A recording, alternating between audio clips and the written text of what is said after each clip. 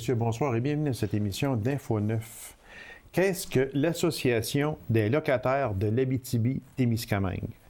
Alors, pour nous en parler, je reçois M. Denis Deschamps de cette association-là. M. Deschamps, bonsoir. Bonsoir. Merci d'avoir accepté cette invitation-là, M. Deschamps. C'est très gentil. Et c'est très important également parce que, un peu...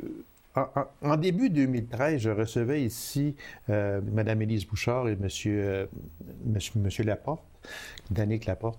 Et puis, on expliquait un peu, on a creusé un peu là, pour bien expliquer aux gens là, la pénurie de logements. Là. On parlait à ce moment-là de l'Abitibi-Ouest surtout. Votre association, c'est l'Association des locataires de l'Abitibi-Témiscamingue. Ça revient comme du pareil au même. C'est quoi que cette association-là, M. Deschamps? C'est des gens qui se sont regroupés de Rouen, Val-d'Or, Amos. C'est régional. C'est régional. OK. Présentement, il y a 3 régions qui sont représentées par des personnes sur le conseil, mais nous avons laissé des places afin que les gens d'Amos puissent s'intégrer et les gens du Témis aussi. Alors, au niveau du conseil, il y a 2 postes vacants qui peuvent être représentés par ces 2 endroits qui, présentement, ne sont pas représentés, mais où on va pour... OK. C'est venu comment, ça, cette association-là? Est-ce que c'est à force de se faire dire il n'y a pas de loyer chez nous, on a de la misère à loger nos gens. On va parler un petit peu là, tantôt là, que l'inoccupation est à peine de 1% chez nous. C'est venu comment? C'est qu'une bonne fois, on a dit, mais là, on se regroupe, il faut faire de quoi? Bien, ce que j'ai entendu, c'est qu'à un moment donné, il y a eu une commission qui s'est faite à Rouyn-Noranda. OK. Et puis, je me suis présenté à cette commission-là, qui, eux, posait les questions de qu'est-ce qui se passait dans les régions. Alors, justement, il y a une vidéo qui a été faite là-dessus, qui va être présentée dans tous les secteurs. Et puis, cette association-là a décidé qu'on devait peut-être se réunir puis aller frapper au gouvernement un peu plus fort, se faire connaître les besoins, parce qu'il n'y a pas seulement la crise du logement, parce qu'on va faire de la défense... aussi, on a de l'accompagnement pour de la défense de droit, pour les gens qui ont besoin de problèmes, parce qu'il y a certains propriétaires qui ont des problèmes avec les locataires, mais il y a des locataires... Et vice-versa. Et vice-versa. Alors, c'est de voir la situation pour pouvoir défendre les droits des locataires qui sont en besoin, et puis de voir quelle est vraiment la problématique. Donc, ce n'est pas seulement de dire l'association est là pour trouver des loyers, là. Ce n'est pas seulement ça. Et ce n'est pas le but. C'est pas le but non plus. Le but, c'est d'aller frapper au gouvernement, de dire la mère monoparentale, là, elle peut pas s'en aller dans un petit logement, là, en dehors de la ville, avec 2 enfants. Si l'enfant tombe malade au milieu de la nuit, c'est quoi qu'elle fait? Elle n'a pas de transport, elle n'a pas rien. Donc, à la sorte, on a besoin sérieusement des logements. En dehors, il peut y en avoir quelques-uns, mais ils sont rares aussi. Oui. Et puis, c'est pas tout le monde qui peut y aller. Le problème qu'on a aussi, c'est ce qui arrive au niveau de la crise, ce que je m'aperçois, c'est qu'il y a des gens de l'Ontario qui travaillaient pour les forêts, tout ça. Quand la crise a été terminée, ils sont revenus au Québec. Okay. Ça les a pris des logements. On a des gens qui sont venus combler des emplois, des immigrants. Alors, eux autres aussi ont besoin de logements. Et ensuite, ce que c'est qui arrive, c'est qu'il y a des personnes âgées qui vendent leur maison pour aller dans les nouveaux logements qui sont à gros prix, c'est-à-dire 995 pour un 4,5 et 1050 pour ça. Mais les propriétaires ont-ils le choix des louer à ce prix-là? À cause du coût de la construction, tout ça. Alors, c'est tous des problèmes qu'il faut qu'on envisage de travailler et de trouver des solutions. Mais c'est les personnes à faible revenu qui sont les plus touchées comme c'est là. Et les logements pour les personnes à faible revenu, entre vous et moi, là, ces logements-là sont plutôt, je dirais pas rares, sont très rares. Et lorsqu'il y en a, ben, je m'excuse, mais assez souvent, je pense que pour être habitable, on repassera assez souvent. Ben, Ici, j'ai la liste des logements sur le Câble-Vision. OK. Il y a présentement 111 annonces disponibles. Dans l'Abitibi-Témiscamingue. À grandeur. OK. Val-d'Or, OK. Rouyn, Amos, tous les endroits. Par contre, si on regarde la liste en entier, à La Sarre, vous avez un logement qui n'a aucune donnée, c'est-à-dire on ne sait pas c'est quelle grandeur. Il y a un 3,5 et il y a une chambre. Dans toute la liste, pour La Sarre. Dans toute la liste? Dans toute la liste de 111 annonces. À Palmarol, il y a une chambre. À Sainte-Germaine, il y a un 4,5 et à Duparquet, un 4,5. C'est tout ce qu'il y a. Puis la chambre à Palmarol est pour louer à Matagami. Ah bon? Alors, on repassera, comme on dit. passera. Par contre, dans la liste d'Excel, si vous regardez, c'est les mêmes qui reviennent à peu près, puis il y en a 1, 2, 3, 4. C'est donc dire, quand on parle de pénurie, là, c'est vraiment sérieux. Là. C'est le plus gros problème, là, présentement, sur quoi s'attaquer. Quoiqu'il y a d'autres problèmes, comme l'insalubrité, ensuite de ça, les problèmes de ceux qui sont pauvres, qui n'ont pas les moyens de payer, puis qui sont obligés de déménager. Oui. Il y a plusieurs facteurs là, qui se rattachent à ça aussi. C'est parce que dans votre association, on parle de travailler à l'amélioration de la qualité de vie et de logement de la population pour l'Abitibi-Témiscamingue. Alors, ça veut dire que le rôle premier à ce moment-là ne serait-il pas de développer de nouveaux logements? Là, ça, on part avec cette idée-là en partant. En partant, parce que c'est le plus gros problème. Mais nous, à l'association, on a 4 assemblées par année, dans différents secteurs. Et puis là, on expose les problèmes, et c'est l'assemblée qui décide de notre mandat pour les 3 prochains mois. Ah, OK. Alors, nous, on va travailler de cette façon-là, que c'est pas nous qui allons décider quoi qu'on va travailler, mais ça va être l'Assemblée. Lors de la dernière Assemblée, on était environ une 40aine de personnes, et puis les 40 personnes, le plus gros problème qu'ils trouvaient présentement, c'était ça, le manque de loyer. C'était d'en trouver. Et puis, il y avait... le problème, c'est que là, ils se demandent... Ce que c'est que les gens disaient, c'est est-ce qu'ils vont nous envoyer dans des petits villages, ceux qui sont pauvres, pour nous faire des réserves? Comme il se faisait il y a oui, mais encore là, c'est parce passés. qu'il arrive avec un autre problème. À ce moment-là, c'est que la personne, comme vous avez si bien dit tantôt, est monoparentale, qui n'a pas de véhicule, qui n'a absolument rien, qui arrive quelque chose, sont coincés. ça devient Mais là, un s'ils problème. callent l'ambulance pour un bébé, un exemple, c'est encore le gouvernement qui va payer. Oui. Alors, on crée encore un problème, puis on s'appauvrit encore plus dans la province. Oui, exactement. Donc, ça ne règle pas. Il crée un problème, il règle un problème pour en créer un autre. Alors, ça ne règle pas le problème, ça. Comment vous allez vous prendre pour faire accélérer le développement de nouveaux logements? Ça, c'est sûr que vous en avez parlé un peu tantôt. C'est un problème. Il n'y a pas de logement. C'est beau dire il faut construire de nouveaux logements, mais comment vous allez vous prendre pour accélérer ce développement-là chez vous? Bien, ils se forment des comités parmi nos groupes. On fait un journal présentement. OK.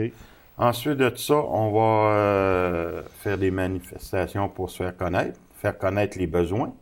On va rencontrer nos députés, nos ministres. On va faire des moyens de pression auprès d'eux. On va essayer de voir en groupe comment on peut développer la situation. Parce que comme c'est là, on est au début. Donc, oui, c'est il ça, faut parce que ça existe quand depuis même... juste novembre 2012. C'est ça, c'est notre deuxième tout nouveau, assemblée, là, comme c'est on ça. dit. Oui, oui. Alors, ça fait à peu près 4 mois qu'on fonctionne. Est-ce que vous allez approcher des entrepreneurs pour, dans le but de leur demander si c'est possible de construire un bloc appartement? C'est justement, il faut voir, comme en mettant avec la Chambre de commerce, qui font venir des personnes pour travailler. Il faut qu'ils aient là, ces personnes-là. Oui, Alors, c'est sûr. est-ce qu'ils vont nous appuyer? On va lui demander. Est-ce qu'on va demander aux entreprises, c'est quoi vous faites avec vos employés quand vous les engagez? Il faut vous les loger. Alors, c'est toutes des choses à penser, puis à aller chercher autour de nous autres de qui on peut avoir le soutien. Parce que dans mes recherches, moi, que j'ai faites, quand on regarde un peu partout, on parle même de toute l'Abitibi-Témiscamingue, et je le disais tantôt, le taux d'inoccupation de loyer en Abitibi-Témiscamingue se situe à 1 %. C'est le plus bas, un des plus bas. C'est le plus bas au Québec. Au Québec, actuellement. oui. C'est le plus bas.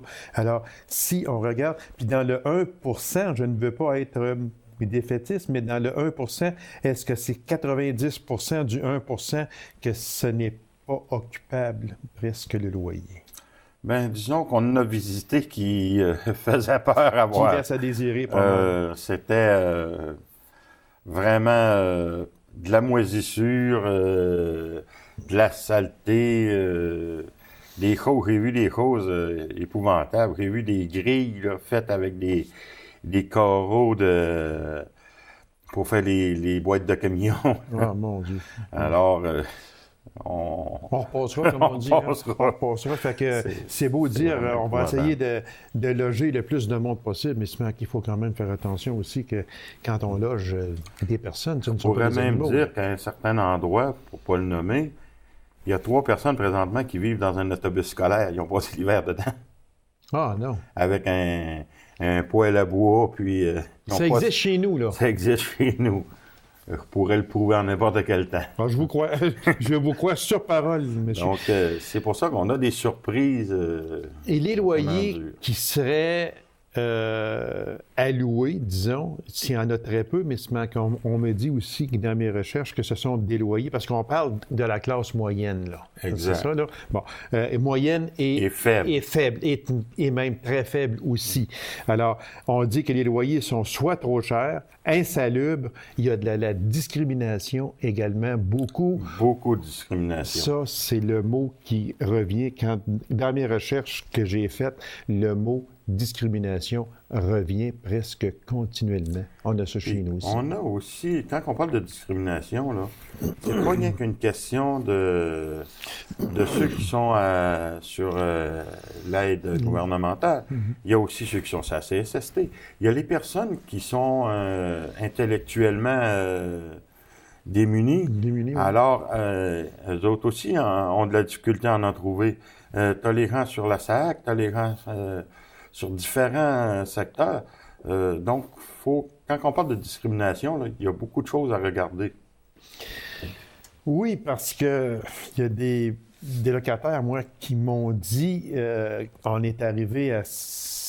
Je sais qu'on ne nommera personne, mais on est arrivé à un endroit, entre autres, « Ah, vous avez 2 enfants, non, je ne peux pas vous prendre. » Exactement. Oui, mais ce sont des êtres humains, ces enfants-là. Voyons donc. Tu sais, on va les laisser dans les chiens en arrière, puis on va rentrer. Les parents, vous autres, vous pouvez rester, mais vos enfants, non, c'est absolument incroyable. Qu'est-ce qui se passe? On en est rendu là aujourd'hui. Exactement. On est en 2013. Puis je pense qu'on exige beaucoup de la société aujourd'hui. Donc, ce qui n'aide pas non plus. Si on regarde, là, les enfants, là, 2, 3 dans la même chambre, ça fait tasser. Surtout pour des petites chambres de 10 par 10. Exactement. Mais on en est rendu là. Donc, cette association-là, bon, a pris naissance, elle est en fonction depuis le mois de novembre dernier. Et puis, ceux qui voudraient en faire partie, qu'est-ce qu'ils peuvent faire? Bien, on a des cartes de membres au coût $1 pour se réunir. Et ensuite, surtout, assister aux assemblées. Donner leur point de vue. Ça, c'est important. Nous apporter le problème. Ce qui arrive, c'est qu'il y a beaucoup de gens qui viennent nous voir, mais ils ont tellement peur de leur propriétaire que... Bon, voilà. Ça, c'est encore un autre fait. S'il voit ici, qu'est-ce qu'il va dire? Puis c'est un mythe. Parce que tu peux très bien t'entendre avec ton propriétaire puis avoir aucun problème. Oui, mais exactement. tu peux voir les problèmes qu'il y a autour. Voilà. Moi, ça fait 10 ans que j'ai le même propriétaire puis ça fonctionne très bien. Je vais pas me plaindre de mon propriétaire. Et vice-versa. Et vice-versa. Monsieur Deschamps, merci infiniment. C'est tout le temps que nous avions. Puis on va suivre cette association-là. Puis je souhaite à l'association tout le succès possible. Puis vous avez un rôle très important à jouer. Puis on va vous suivre également. Et vous êtes toujours le bienvenu ici. Ben merci bien, M. Lacroix. C'est moi qui vous remercie beaucoup. Merci bien. Alors, mesdames et messieurs, courte pause. On vous revient immédiatement après. Restez avec nous.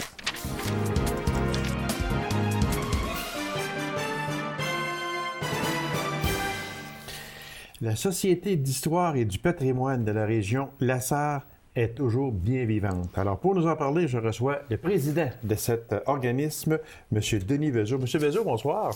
Bonjour, Gaby. Merci d'avoir accepté cette invitation-là, M. Vezeau. La Société d'histoire et du patrimoine Lasserre, on en entend parler de plus en plus, parce qu'il me semble qu'il y a peut-être quelques années passées, on ne savait pas exactement là, c'était quoi. Puis, au fur et à mesure, tranquillement, on en entend beaucoup plus parler. Ça existe depuis combien de temps, M. Vezeau? La Société d'histoire a souligné l'an dernier son 10e anniversaire. Donc, autrement dit, on a commencé notre deuxième décennie. OK. Et ça, c'est né tout simplement quelqu'un qui travaillait à la salle d'exposition à Lasserre, et puis à un moment donné, qui avait comme projet de... ce serait intéressant si on avait une société d'histoire. OK. On rencontre quelqu'un de la ville, finalement, de fil en aiguille, ça s'est réalisé très vite.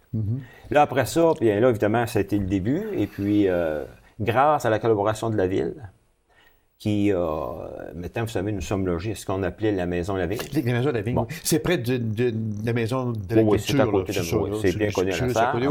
La Maison La Vigne qui vient de la famille La Vigne. Alors, c'est comme site, déjà le site en lui-même, ça fait partie de l'histoire. Parce que quand on parle des Lavigne père, Lavigne fils, même puis aujourd'hui, il y a la fille qui est notaire également.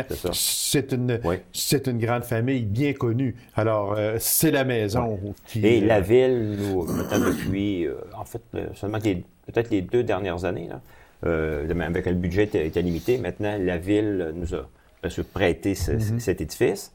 Bien sûr, ça fait, avec tout le milieu culturel qui est autour, c'est un beau complément. Oui, exactement. Nous avons une agente patrimoniale et nous avons aussi un autre employé qui était à temps partiel, qui fait beaucoup de recherches.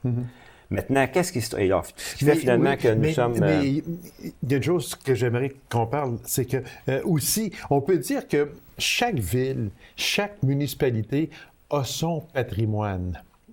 On regarde, on n'est pas obligé d'être une grosse ville là, pour avoir ça. Demain, quand les gens pensent à patrimoine, ils vont penser des grands musées, mais chaque village, chaque municipalité a son histoire. Oui, et nous, j'ai toujours considéré qu'en Abitibi, et c'était ça le but, parce que moi, je suis un passionné d'histoire, puis comme d'autres, c'est pour ça que ça fait maintenant 7 ans que je suis sur le conseil d'administration et président depuis 1 an. Je trouvais dommage, parce qu'on a la chance en région d'avoir une histoire qui est récente. Oui, exactement. Et comme j'ai déjà eu l'occasion de l'expliquer, il y a des gens qui ont fait l'histoire, qui sont encore vivants, ou du moins c'est la 2e génération, mais qui ont encore tout frais ce que leurs parents leur ont raconté. On a des photos, alors ça, il faut en profiter.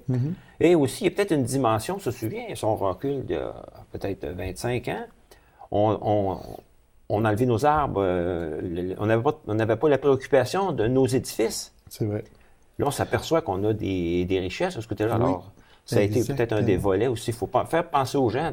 À un moment donné, également, si on remonte il y a quelques années, les gens, c'est surtout, et c'est ça qui est bien important, quand les gens vident la maison familiale, la maison des grands-parents, souvent, on se débarrasse de ça, exactement. Et on sait qu'il y a une vingtaine d'années, peut-être 20-25 ans, on avait aussi un patrimoine immobilier au Québec très riche, mais les gens se sont débarrassés de ça. Sauf qu'on dirait que c'est sûr que maintenant, on en parle beaucoup, c'est dans l'air. C'est vrai, on a des trésors, des richesses, et il ne faut pas laisser ça à l'abandon. Et ça, c'est le premier volet, la première vocation de la Société d'histoire, de récupérer. Ça, c'est important. Faire penser aux gens de récupérer. Et on dit aux gens, avant de jeter, jetez-le un petit coup d'œil. Une chance que les gens sont de plus en plus sensibilisés.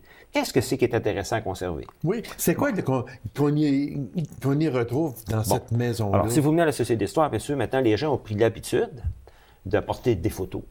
C'est sûr que vous allez trouver beaucoup d'archives. C'est quoi les principales archives? On retrouve bien sûr beaucoup de photos, des documents. Des fois, ça peut être des contrats, ça peut être des cartes, ça peut être toutes sortes. Évidemment, on a aussi, lorsque les municipalités ont souligné leur 45, 50e, 60e, 75e anniversaire, ils ont tous des livres. Alors, évidemment, on va retrouver de l'information sur toutes les municipalités de la MRC. D'ailleurs, au départ, ils ont donné le nom à la Société d'histoire du patrimoine de la région de Lasserre. Ça veut dire qu'on veut couvrir toute la MRC. On retrouve évidemment ce qui est très, c'est ça peut-être que les gens viennent le plus souvent, on a l'écho, et maintenant le citoyen depuis 1953. Ah, mon Dieu, oui. Ah oui. Alors, je peux vous dire que c'est l'outil numéro 1 que les gens viennent consulter. C'est sûr, parce que là, on a les nouvelles de ce qui se passe chez nous depuis 1953. Ça, on voit ça couramment. Ça les gens viennent, 60 ans. Oui. Alors, les gens viennent à la Société d'histoire et viennent fouiller dans l'écho, que ce soit parce qu'une municipalité souligne un événement, un anniversaire, ou peu importe le sujet que les gens recherchent. Et évidemment aussi, alors on invite les gens à nous apporter des photos, des documents. Oui. Monsieur Vezot, est-ce que les gens peuvent se rendre à la Société d'histoire, à la Maison Lavigne, pour s'asseoir puis aller feuilleter, comme Exactement. on dit, l'écho du 12 janvier 1958, disons. Ça, il n'y a aucun problème. Ça, fait que les gens peuvent y aller, on s'assoit. Naturellement, on ne peut pas sortir. Non. Et avec raison aussi, là. Mais on peut s'asseoir et feuilleter. Sauf que si des gens, certains documents, par exemple, on fait quand même de la photocopie. Si des gens, par contre, oui, il y a moyen de faire une photocopie d'un article. Mais ça, c'est très... Également, on invite les gens, alors, comme je disais tantôt, notre premier rôle, c'est de récupérer. Oui. Ensuite, de classifier. Bon, évidemment. Là, nous sommes un petit peu victimes de notre succès des dernières années. Les gens nous ont apporté beaucoup. Et la Maison Lavigne, ça paraît grand, mais je peux vous dire que l'espace actuellement est tout occupé. On retrouve, bien sûr, il y a l'accueil. Il y a aussi, il y a il y a un bureau. Il y a aussi un endroit pour faire de la recherche. Et il y a un petit coin avec des tables, évidemment, quelqu'un qui veut venir consulter. OK. Ça, c'est notre premier. Puis il y a la salle d'exposition. Aussi, on essaie, bien sûr, c'est beau de conserver, de tout ça, mais il faut être capable de l'utiliser aussi. Alors, une fois par année, on essaie d'avoir une exposition thématique. Là, vient de se terminer ce qu'on appelait Cœur de colon. Ah, OK. Et puis, c'est quand même long, monter une exposition. Oui, c'est sûr, de classifier, sortir les pièces, puis de tout identifier. C'est identifier, puis mettre un mémo à peu près à chaque pièce, à savoir c'est quoi, puis ça vient de où, puis etc. C'est quand même un long travail. C'est un travail, et un travail de recherche aussi. Et les gens qui viennent à la Société d'histoire, également, il y a une pièce aussi au premier plancher. Vous avez la salle des ponts couverts. Ah, mon Dieu, oui, c'est vrai. Okay. Ça, c'est très... Surtout les gens de l'extérieur, ça fascine beaucoup. Parce qu'on en a beaucoup. Oui, tous les ponts couverts, ils ont tous été répertoriés. On a pris des photos. Et là, actuellement, on a eu, tantôt peut-être en parler un petit peu, on sait qu'on a eu une collecte de fonds versus... Oui, on va en parler, justement. Oui, et là, quand même, une partie de ces sommes d'argent-là qu'on a pu prendre, puis là, on a tout un projet pour faire un aménagement au niveau de la salle, pour lui donner un lustre un petit peu particulier. Et au deuxième plancher, alors là, c'est vraiment, il y a beaucoup de salles, mais c'est rempli de pièces là, qui ne sont pas encore, parce que les gens nous en apportent, mais il faut un endroit pour remuser tout ça. Oui, exactement. Alors là, évidemment, le temps de reprendre tout ça. Et au sous-sol, on a réussi à aménager une pièce quand même intéressante avec des étagères. Alors, c'est tout classifié dans des boîtes. Alors, je peux vous dire que si on a un projet à moyen terme, c'est sûr qu'à un moment donné, on va dire, on va avoir un problème d'espace. On commence déjà à l'avoir. Exactement. C'est ça que je partais pour dire. Il va venir un temps. La maison est quand même grande, mais ça a une limite quand même. C'est ça. Puis tantôt, on parle, au niveau des services, on invite les gens à venir. Oui, les services offerts par... oui, tantôt, je parlais, les gens viennent consulter l'écho. Ça, c'est fréquent. Il y a d'autres pièces d'archives aussi. On demande aux gens d'appeler. Parfois, les gens vont demander un petit service. Pourriez-vous nous sortir telle pièce? On peut le faire. Si ça prend quelques minutes. Mais si c'est un long travail de recherche, alors là, on demande aux gens d'appeler parce que quand même, ça se peut parfois qu'on soit obligé de charger de certains frais parce que si nos employés sont obligés de passer beaucoup de temps là-dessus. Mais on invite les gens à appeler aussi. Alors, quand les gens font le ménage à la maison, c'est pas parce que c'est vieux, nécessairement, ça a des grandes valeurs, mais ils avaient des bonnes chances. C'est sûr que des photos. Maintenant, qu'est-ce qui fait qu'un élément peut être important? C'est parce que ça peut être unique, c'est parce que c'est vieux. Ça peut être aussi la personne, souvent, qui était en possession de cette pièce-là. Alors, évidemment, tout a de la valeur, que ce soit d'un morceau de vêtement, que ce soit de la vaisselle, que ce soit... Mais ces pièces-là, M. Vezot, est-ce qu'elles sont prêtées ou elles sont données? Bon, règle générale, les gens nous en apportent. Mais si, évidemment, là, je parle de pièces, papier, photos, documents. Exactement, c'est ça, oui. Il y en a qui nous les laissent en permanence. Okay. Nous, dans ce temps-là, dans notre fichier, on est en train de tout classifier ça et c'est bien identifié. Ça, c'est la collection qui nous vient de telle personne. Mais souvent, en termes de photos puis de documents, les gens veulent les conserver. Alors, on va les numériser et les gens repartent avec l'original. Ah, OK. Oui. Fait que c'est souvent comme ça. Puis les gens qui auraient... parce que des fois, on va arriver, puis soit dans un grenier ou dans un endroit, dans un sous-sol, peu importe, on trouve une boîte, des fois, puis une personne peut dire « Ah oui, ça appartenait... » Quand on a acheté la maison ou qu'on a pris la maison... c'était là. On sait que c'est vieux, ça pourrait peut-être intéresser quelqu'un. Ne jetez pas ça. Là. Appelez à la Société d'histoire à ce moment-là. C'est sûr qu'une Société d'histoire du patrimoine, on dit bien du patrimoine. Parce Oui, que quand on parle d'histoire, on parle. c'est ça. C'est sûr que c'est d'histoire chronologique. Oui. Quand on parle de patrimoine, ben là, c'est des pièces, des documents. Des pièces, Bon, oui. c'est sûr que ce n'est pas un musée.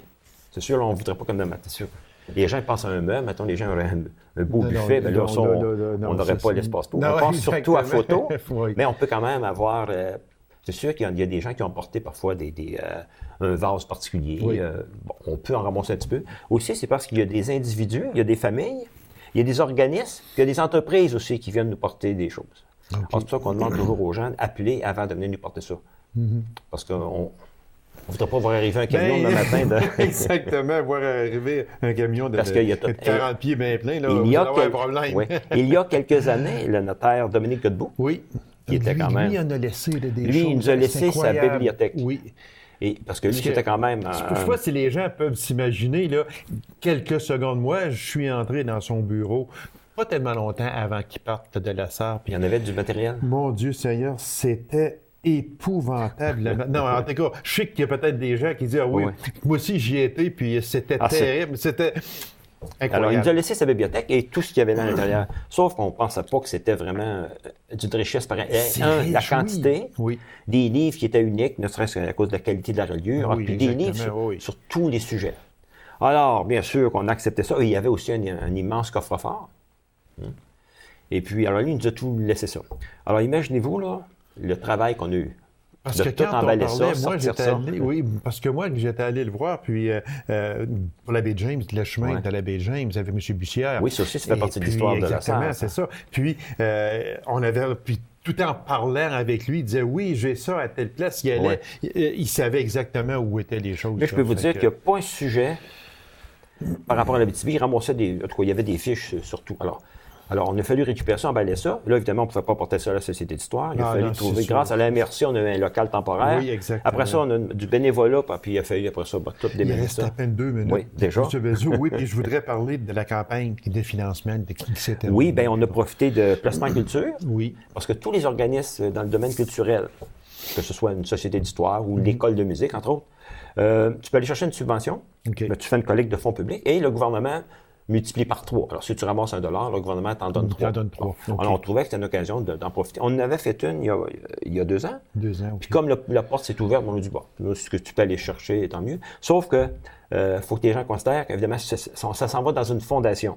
Et quand c'est dans une fondation, bien, ne sont accessibles que les intérêts ou les revenus. Alors, évidemment, ça donne quelques milliers de dollars par année. Alors, en réalité, même si le montant va paraître gros, à vie, ça, c'est à perpétuité. Alors, on ne touchera que les intérêts ou les dividendes de ça. Alors, et on invite, moi, peut-être en terminant, j'invite les gens à devenir membres de la Société d'histoire. Ça coûte 10 $ pour être membre à vie. Alors, quand tu payes ta cotisation une fois, pour 10 $. Pour un individu, une association, c'est 25 $. Puis une corporation, une entreprise, ce serait 30 $. Si vous êtes membre, vous allez recevoir des invitations pour nos activités spéciales. Vous allez recevoir une fois par année notre petit journal Info patrimonial. Et vous avez l'invitation pour l'Assemblée générale annuelle.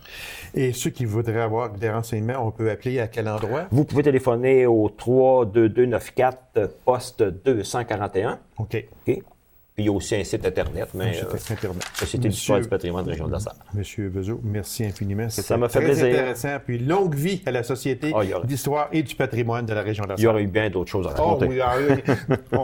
On se reprendra, Monsieur Bezos. Alors, merci. Je vous remercie beaucoup. Alors, mesdames et messieurs, merci d'avoir été là. On se donne rendez-vous à une prochaine émission d'Info 9. Au revoir.